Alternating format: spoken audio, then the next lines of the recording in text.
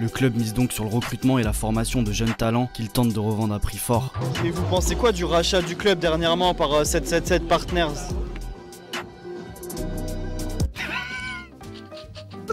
Attendez, il va répondre. Attendez, laissez-le se concentrer, s'il vous plaît. Sa réponse, c'était un feu d'artifice. C'était une imitation de feu d'artifice. Si vous vouliez de dire un souvenir du Nouvel An.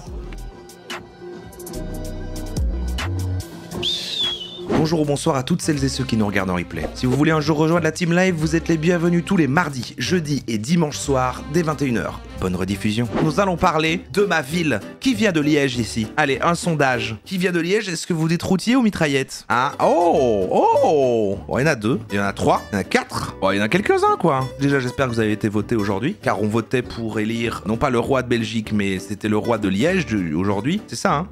C'était pour... Ouais, je crois que c'était pour le roi de Liège. Moi, j'ai l'impression qu'autour de moi, tous les gens, Rara par exemple, c'est le cas très fort, connaissent de ouf la ville dans laquelle on est. Moi, c'est pas le cas. Et c'est vrai qu'il y a un truc assez notable pour les gens, notamment ce monsieur, fan de foot, on va parler de foot en même temps, alors tenez-vous bien. Le folklore autour de ma ville, c'était Tchanché et les marionnettes, on avait déjà regardé les marionnettes, etc. Là, avant d'aller sur une petite chaîne éducative qui donne des infos, machin, on va découvrir l'enfer de Sclessin. L'enfer de Sclessin au centre même de... Je crois pas que c'est au centre. À la cité ardente. Et déjà, pourquoi tout ce qui concerne ici, il y a ce champ lexical du feu, en fait. Pourquoi le feu déjà, aucune idée. Aucune idée. On va pas l'apprendre dans cette vidéo, mais on va découvrir cet endroit qui a l'air terrible. J'ai jamais été de ma vie. Ça doit être comme un mariage. Mais on va parler du tram. Ah, le tram. Ça devient une vraie légende. Il y a vraiment un truc avec le tram maintenant qu'il est fini. Les gens qui disent si, il roule, hein. Et je fais non, arrêtez.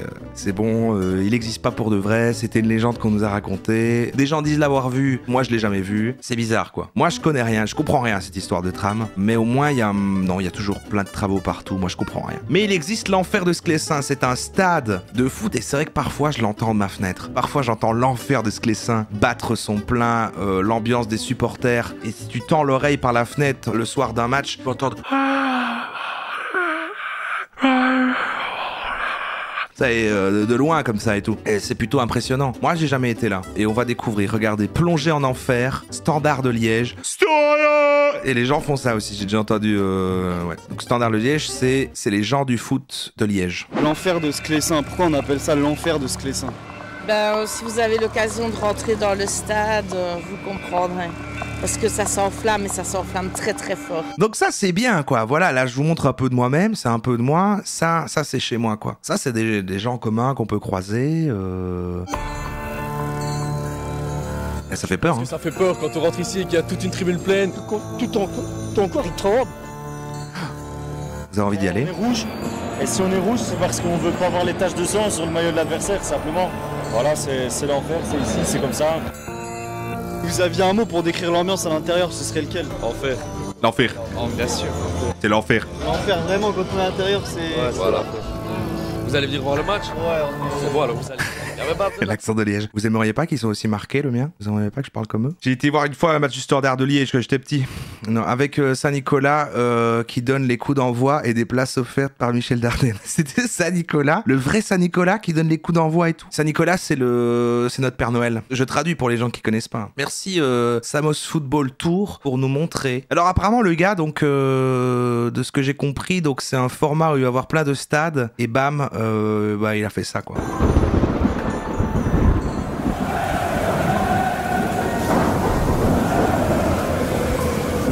Mais pourquoi l'enfer? Je sais pas, mais ils ont tous dit c'est l'enfer. C'est juste, c'est l'enfer quoi. C'est rouge pour pas qu'on voit le sang. Je sais pas, mais tout est sur le champ lexical du feu en fait à Liège. On l'appelle la cité ardente, le festival Les Ardentes, l'enfer de Sclessin. Tout est lié au feu. Parce que c'est les diables rouges. Ouais, l'équipe de Belgique, ouais. Bah ouais, mais... Je sais pas. En tout cas, on adore le feu quoi. Vous avez été nombreux à me demander en commentaire d'aller à Liège pour me plonger dans l'histoire et la ferveur du Standard. Pour le deuxième épisode de la saison 2 du Samos Football Tour, il va démarrer donc traverser la Belgique pour arriver en Wallonie, la région francophone du pays.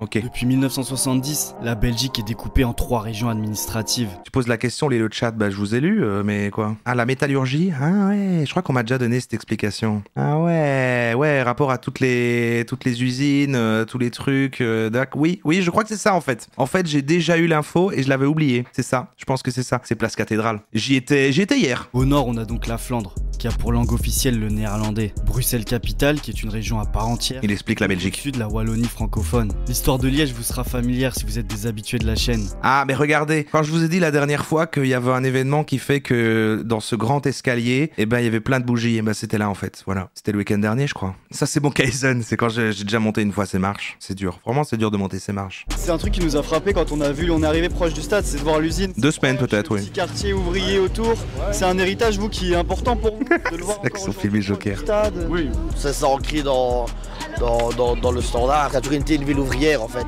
Il y a des années d'ici, ça sentait mauvais ici. C'est beau, vous trouvez pas ça beau? Vous aimez pas l'ambiance? C'est là que j'ai grandi. Je posais mon matelas juste là. Ah non, là, ici, pardon, c'était là. Après voilà, on se débrouille comme on peut. L'usine fermée à quelques centaines de mètres du stade confère une atmosphère vraiment unique à l'antre du Standard. Le genre d'endroit qui raconte une histoire sans nécessairement devoir se plonger dans un livre. À Sclessin, cette histoire, c'est celle de la sueur d'ouvriers travaillant le fer et le charbon la semaine avant de traverser la Meuse le dimanche pour trouver refuge en enfer. Il raconte bien, en vrai, il arrive à faire du storytelling autour de se dire qu'il a pas juste fait le portrait du stade, il a été là, il s'est renseigné et tout, alors qu'il fait juste un tour des stades, il sait déjà plus de choses que ce que je sais, et il arrive à mettre de l'ambiance sur le truc de, voilà, les travailleurs qui étaient là, qui galéraient, et après, boum, ils vont boire des grosses bières au stade. L'enfer d'un c'est propre. Réputé pour abriter la meilleure ambiance de Belgique.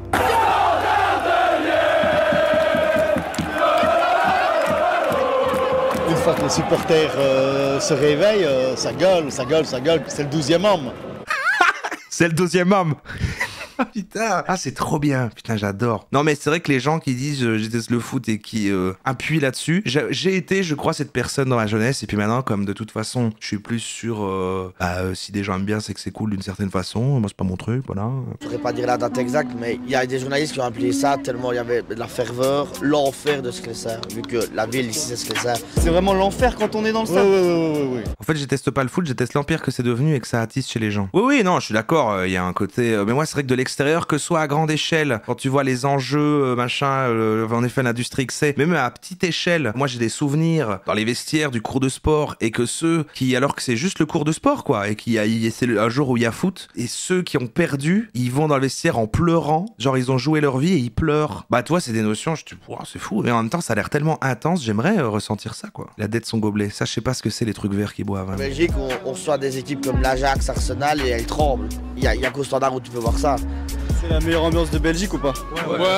Allez, le bout. Des gros bébés pour moi. Non, mais il y a juste un truc d'appartenance, de voilà, Je pense qu'il y a un truc beau, en fait. Il y a un truc de fraternité, on est tous ensemble, en mode supporter. Mais c'est vrai que moi, j'ai pas ce truc-là, même dans des trucs qui pourraient m'intéresser. C'est-à-dire que peut-être la passerelle où je pourrais comprendre ce principe-là, c'est peut-être d'être supporter de trucs plus du côté de l'e-sport. Mais même là, je l'ai pas, ce truc-là, de supporter, d'un truc de compétitif. C'est pas un truc qui me touche, mais ça, je comprends l'idée et je trouve ça super. Et puis voilà, c'est de la camaraderie quoi. C'est la meilleure ambiance de Et j'ai aucune idée pourquoi ça s'appelle le Standard. À 1000%.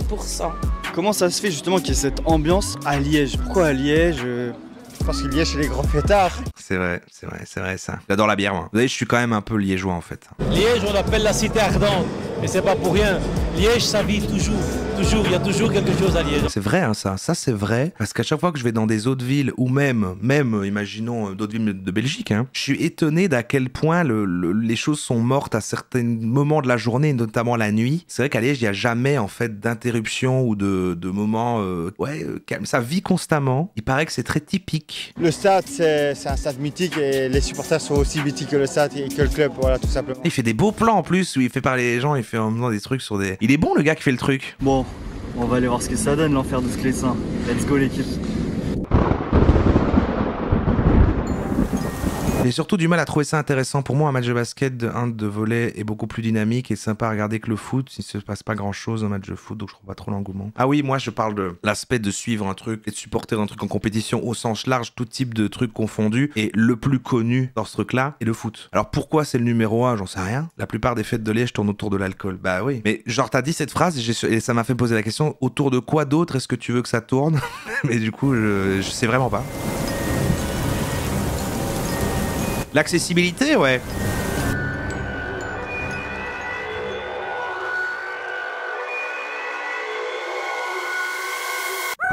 C'est énorme. C'est accessible le foot, ouais,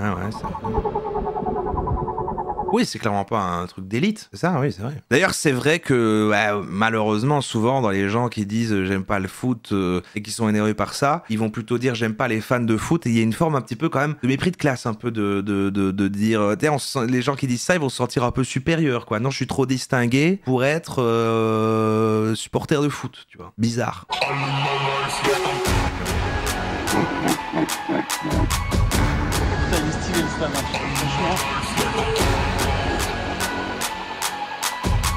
J'assume.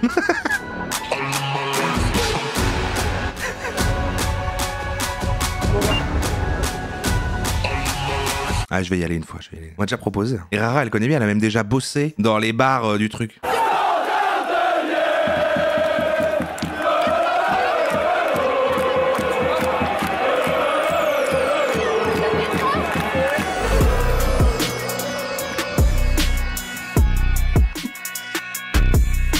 C'est le 12e homme. Putain, j'ai adoré ça. Le 12e homme. Putain, c'est très symbolique, c'est très fort, hein. C'est le 12e homme. Ouais, c'est ça, il y a 11 hommes sur le terrain et les supporters, c'est le 12e homme. Ah, je trouve ça très beau. Ça s'appelle le Standard parce que c'est inspiré d'un club français. Ah là là. Et ben voilà, ça vient de la France, quoi, en fait. En fait, c'est Macron qui a décidé. Or, à l'époque, les règles qui différencient le foot et le rugby sont encore floues. Ah ouais? Le mot standard servait à dire qu'on pratiquait le foot comme on le connaît aujourd'hui. Ah, le format standard, quoi. Comme Magic. Ah, c'est dingue. Toujours droit à l'alcool dans le stade à Liège parce que chez nous, non. Ah bah oui. Ah, j'ai pas vérifié, mais oui. Je pense que s'il n'y avait pas d'alcool, on entendrait parler quotidiennement, et il n'irait pas. Personne n'irait, en fait. Ah, c'est la rareté des points qui rendent le foot si spectaculaire et donc très suivi. C'est pour ça, d'ailleurs, que quand c'est des matchs où il y a beaucoup de points, les gens disent que c'était un match un peu naze, parce que du coup, peu d'enjeux. Je comprends quand même le délire. Hein, mais... C'est le 12e homme.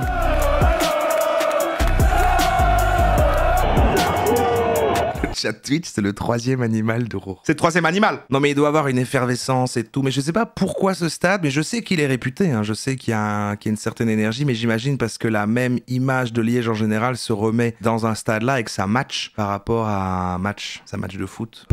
Par rapport à... Ouais, voilà, l'énergie, l'image qu'a la ville de fête. Et ouais, c'est ça. La chaleur, quoi. La cité ardente.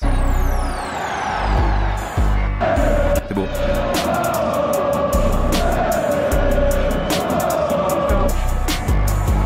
J'ai un collègue fan de foot, je respectais jusqu'au jour où il m'a dit que ce qu'il préférait c'était pas tant le match que se cogner contre les supporters d'en face. Ouais, c'est vrai qu'il y a tout ce truc là. Hein. Super film d'ailleurs avec Frodon où il tape des supporters. Voilà, c'est tout ce que je dirais, je sais pas mieux je sais plus le nom.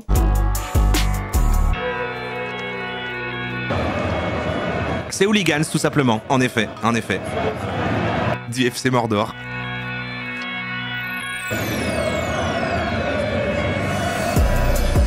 Bah oui, il y a beaucoup de bonhommes, mais je pense qu'en vrai, il y a plein de meufs qui aiment ça, qui aiment quand même le foot, mais peut-être que l'endroit fait peur, et n'est peut-être pas très sécurisant aussi, quoi, je ne sais pas, mais c'est pas qu'un truc de bonhomme, quoi. Moi, à l'inverse, j'aime pas, mais Rara, elle adore le foot, quoi. Jupiler Pro League. Bon, on va pas se mentir, je suis pas allé voir le match de l'année. Un Standard en manque de confiance affrontait la lanterne rouge du championnat belge. Dans les tribunes, forcément, c'était pas l'ambiance des grands soirs, mais elle était quand même au rendez-vous. Ça respire clairement le foot et on sent une grosse culture ultra. Ça chante du début à la fin et l'atmosphère que dégage ce stade à l'anglaise fait vraiment plaisir. Pour le coup, les ultras de Liège sont plutôt antifa, mais c'est quoi les ultras du coup? C'est les gens qui se battent dans les stades?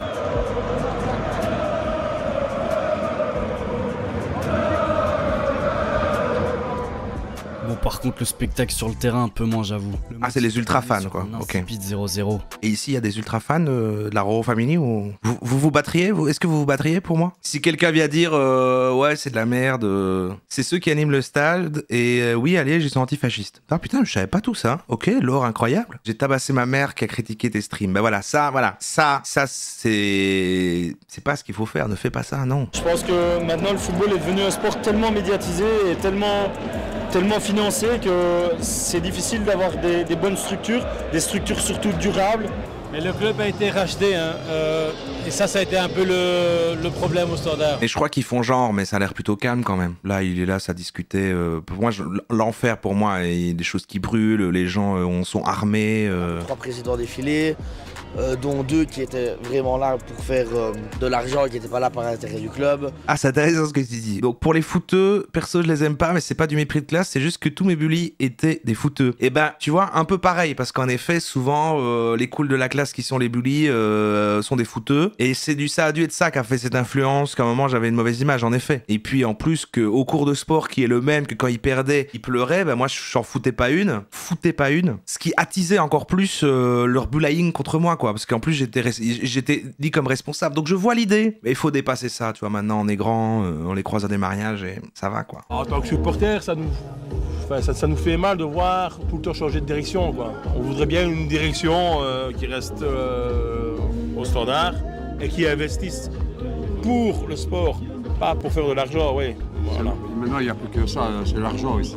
C'est le business, malheureusement. Depuis les années 2000, le club a changé à 4 reprises d'actionnaire. Que la thune maintenant. C'est sous la houlette de Robert Louis Dreyfus, de 2000 à 2009, que le Standard connaît ses meilleurs résultats. Mais blague à part, c'est carré hein, ce qu'il fait ce gars-là. Alors je connais pas, bon c'est pas du contenu, voilà, c'est une chaîne qui du coup j'imagine parle de foot. Si vous êtes intéressé, c'est Samos TV. Ouais c'est ça, plongé dans le derby le plus fou d'Angleterre, Bordeaux, enquête au cœur du chaos. Ah oui, il fait des reportages en mode vlog dans des gros stades, quoi. Il rencontre les communautés de supporters, hein, il parle de foot. Bah du beau travail quoi en fait, moi j'ai du respect pour ça. Mais on n'a jamais parlé de foot, alors que c'est un sujet, et en même temps, là je me suis dit, allez, il y a le petit twist que c'est par chez moi, mais parfois j'entends vraiment l'enfer de Sclessin. J'aime bien faire des vannes à l'heure d'entendre par la fenêtre, et puis je dis, ah, attends, c'est l'enfer de Sclessin. Je les entends, j'entends leurs flammes crépiter. Les seuls éclaircies notables à ce j'espère qu'ils vont gagner. 3 Coupes de Belgique remportées au cours des 15 dernières années. On a une très très bonne académie qui forme encore des jeunes maintenant. Le problème c'est que on a eu différents présidents avec des objectifs parfois différents qui ont un petit peu justement étouffé tout ça avec le problème du foot moderne, c'est que c'est l'argent qui prime. Un des problèmes du Standard, c'est sa difficulté à conserver ses meilleurs éléments, attirés par les sirènes des grands championnats européens. À l'instar de championnats comme les Pays-Bas ou la France, le club mise donc sur le recrutement et la formation de jeunes talents qu'il tente de revendre à prix fort. Et vous pensez quoi du rachat du club dernièrement par 777 Partners ?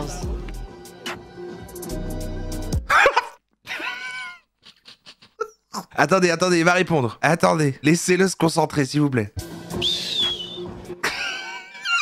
Sa réponse, c'était un feu d'artifice. C'était une imitation de feu d'artifice. Si vous vouliez de dire un souvenir du Nouvel An. Par contre, pas cool du gars de laisser ça dans son montage, mais... De nouveau, le problème du Standard, c'est qu'il faut avoir la ferveur. Faut être amoureux du Standard. Et en plus, il y a tout ce truc avec les supporters de foot, d'une espèce de, c'est ça, d'une histoire d'amour qui dure, d'un truc d'appartenance très très fort, c'est ça. Les couleurs, les trucs. C'est ce que je veux dire quand je disais trop d'hommes, ça me cringe évidemment. En tant que sport, ça peut être cool, comme tout sport, et plein de meufs peuvent aimer ça. Au-delà des stéréotypes, par contre, retrouver dans un endroit où 9/10 des gens sont des vieux man qui hurlent bourrés des os pas des os, je m'y sentirais pas safe. Mais même moi, hein, je sais que j'y risquerais pas ma vie, mais j'aime pas, je trouve ça oppressant, ce genre d'ambiance. Aussi, malgré que je sois un man, parce que oui, arriver dans un endroit en fait qu'il y a des groupes d'hommes qui commencent à faire des oh, moi c'est vrai que je me sens pas bien, donc je comprends, c'est pas non plus le genre d'ambi que j'affectionne, mais bon voilà. Mais moi je suis un homme soja, c'est vrai. Pour moi c'est pas bon, c'est pas bon. Ils ont trop de clubs, Multipropriété, je suis pas trop fan. Pas sûr que tu sois bienvenu. Ah, tout le monde est bienvenu. Ouais, il y a ce côté. J'ai envie de laisser le temps. Bon, motif d'espoir quand même. Le Genoa a lui aussi propriété des 3. Il y a des femmes. Et remonté en Serie A l'année passée. Et le Red Star a lui frôlé la promotion en Ligue 2. Bon, là, c'est peut-être un peu technique.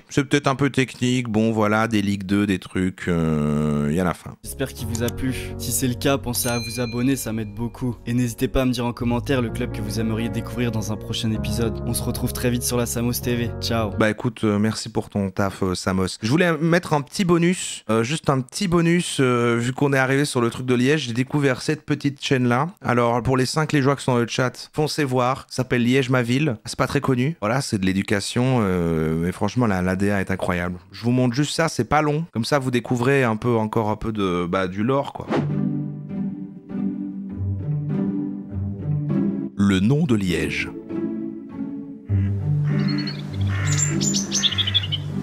Hey. Au temps où notre cité n'existait pas encore, la Meuse et l'Ourthe se diluaient dans des marécages à perte de vue. Il vient de me resurprendre, j'ai déjà vu ce moment, et c'était ce moment qui m'a fait me dire ah oui, il faut qu'on regarde du coup, et j'avais oublié, et il vient de me resurprendre encore. Hey. Au temps où notre cité n'existait pas encore, la Meuse et l'Ourthe se diluaient dans des marécages à perte de vue, constellés d'îlots très boisés. C'est le 12e homme. C'était le royaume des castors, des oies, des loutres, des sangliers, des hérons, des chevreuils. Des chevreuils. Donc c'est bien compté, donc ils ont fait plein de petites capsules, il y en a tellement, regardez j'en ai ouvert, là c'est la 124e. Vous imaginez le travail que c'est? C'est plein de formats avec plein d'infos sur Liège, mais genre ça a l'air fou. Malheureusement, il y en a des centaines quoi. Et là, épisode 1, et d'où vient le nom?